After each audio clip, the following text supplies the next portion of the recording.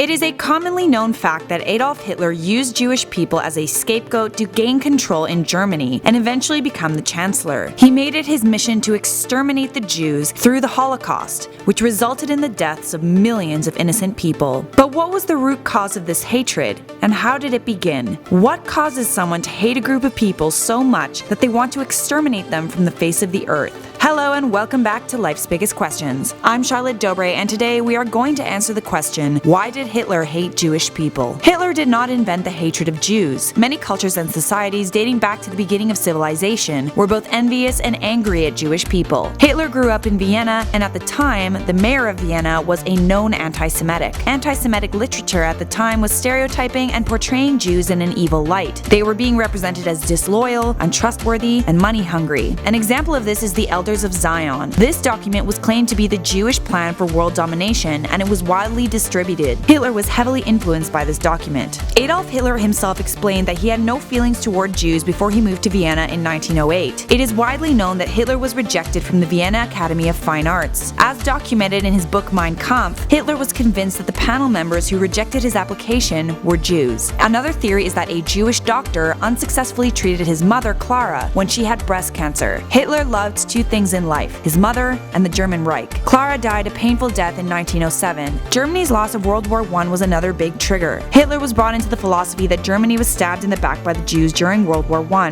Jewish people were extremely involved in the socialist and communist movements that led to revolutions in both Germany and Russia, which were seen as weakening the war effort. Hitler believed socialists were ruining Germany, and Bolshevism would be the downfall of any country. The Social Democrats agreed to an armistice that was later treated as a surrender. The Social Democrats consisted of many Jewish people. Instead of blaming the German army, it was easier to blame the Jews for Germany's catastrophic defeat and the collapse of the monarchy. After the First World War came the Great Depression. Hitler also blamed the depression in Germany on the Jews. Following the First World War and the Treaty of Versailles, Germany and the rest of the world experienced a period of severe economic depression. Jews in Germany were not as affected by the Great Depression because they held a lot of control over the economy at the time. Jews controlled businesses, merchandise, and export fields, so when the depression hit, they were much better off than the average German. According to Hitler, this was a huge injustice, so basically, he blamed them out of good old-fashioned jealousy. Hitler was, of course, also inspired by the theory that Jews, along with Gypsies and Slavs, were biologically inferior to Aryans, the master race. Aryans were regarded by Hitler as a pure race, identified by pale skin, blonde hair,